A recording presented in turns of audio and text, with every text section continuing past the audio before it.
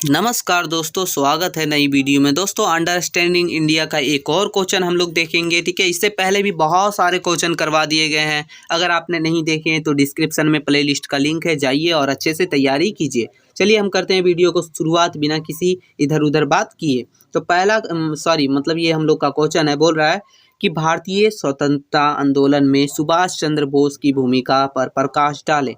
तो दोस्तों, आपके सिलेबस में भी है और आपके लिए ये बहुत ज़्यादा इम्पॉर्टेंट है। अगर आपका सिलेबस में हिस्ट्री वगैरह के सिलेबस में भी है तो आपके लिए महत्वपूर्ण हो सकता है। चलिए तो हम लोग समझने का प्रयास करेंगे। तो सबसे पहला चीज़, आप सभी को पता है कि सुभाष चंद्र बोस जो है भारतीय स्वतंत्रता आंदोलन के एक महत्वपूर्ण व्यक्ति थे। ठीक है, जिन्होंने अपनी क्रांतिकारी गतिविधियों, करिश्माई नेतृत्व और ब्रिटिश शासन के खिलाफ सशस्त्र संघर्ष के विचार से आंदोलन को नई दिशा दी थी। तो ये सबसे बड़ी बात है, यानी कि सुभाष चंद्र बोस जो हैं वो भारतीय स्वतंत्रता सेनानी के एक महत्वपूर्ण व्यक्ति थे, जिन्होंने अपने क्रांतिकारी सोच से, अपने नेतृत्व से ब्रिटिश शासक के खिलाफ एक संघर्ष शुरू किया था और अब आंदोलन को जो है नई दिशा दी थी। उन्होंने भारतीय राष्ट्रीय सेना INA, ठीक है, का गठन किया और आज़ाद हिंद सागर का स्थापना करके ब्रिटिश शासन का विरोध किया था। तो ठीक है दोस्तों, अब है दोस्तों इसकी कुछ भूमिका है जो कि हम लोग अच्छे से एक विस्तार से देखेंगे। बोल रहा है कि सुभाष चंद्र बोस की भूमिका का विस्तृत विवरण। पहला हो गया क्रांतिकारी दृष्टिकोण। तो बोस ने पूर्ण स्वतंत्रता की वकालत की और ब्रिटिश शासक को अस्वीकार किया, जिससे वे भारतीय राष्ट्रीय कांग्रेस के नरमपंथी और उदारवादी दृष्टिकोण से अलग हो गए। किसने? सुभाष चंद्र बोस ने। ठीक है, अब दूसरा है दोस्तों, उन्होंने क्या किया था? फॉरवर्ड ब्लॉक की स्थापना की थी। ये क्या चीज़ है तो चलिए देखते हैं। तो बोस ने एकेडमी के अनुसार कांग्रेस के भीतर अपनी नरमपंथी नीतियों और विचारों के कारण फॉरवर्ड ब्लॉक नामक एक नई पार्टी की स्थापना की थी जो कि सुभाष चंद्र बोस के द्वारा की गई थी। तीसरा है दोस्तों, बोल रहा है कि भारतीय राष्ट्रीय सेना INA का गठन हुआ था। उन्होंने द्वितीय विश्व युद्ध यानी सेकेंड वर्ल्ड वार के दौरान ब्रिटिश शासक के खिलाफ लड़ने के लिए एक भारतीय राष्ट्रीय सेना INA का गठन किया था। किसने? सुभाष चंद्र बोस ने। आगे आपको भी पता है कि आज़ाद हिंद सरकार की स्थापना भी उन्होंने की थी। बोस ने निर्वासन में एक स्वतंत्र भारत की सरकार की स्थापना की, जिसे आज़ाद हिंद सरकार कहा गया।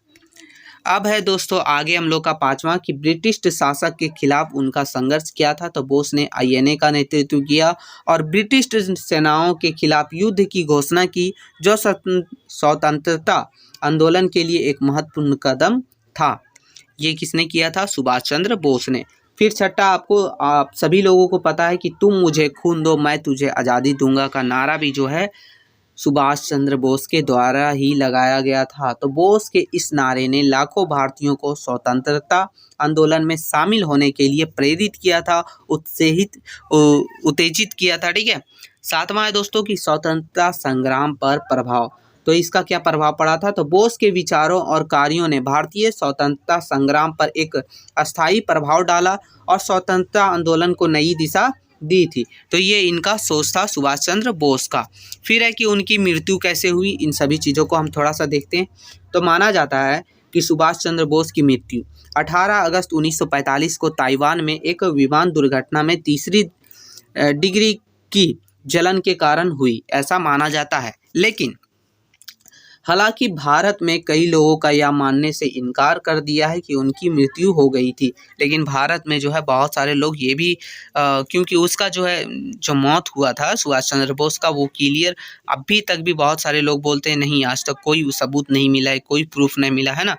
उस दिन क्या हुआ था इसका पता लगाने के लिए कई जांच समितियों को भी यह काम सौंपा गया। लेकिन क्या हुआ था, जैसे कि फंगेस रिपोर्ट जो कि 1946 और सह निवास समिति 1956 ने निष्कर्ष निकाला कि बोस की मृत्यु ताइवान में विमान दुर्घटना में हुई थी। ये दोनों ने कहा था। ठीक है, लेकिन आगे देखिए, आप देखते हैं खोगला आयोग ने भी पिछला रिपोर्ट से सहमति व्यक्त की। उन्होंने भी कहा कि जो है सुभाष चंद्र बोस की मृत्यु जो है ताइवान में विमान दुर्घटना में हुई थी, लेकिन मुखर्जी आयोग 2005 ने कहा कि बोस की मौत साबित नहीं हो सकी। यह रिपोर्ट को सरकार ने खारिज कर दिया।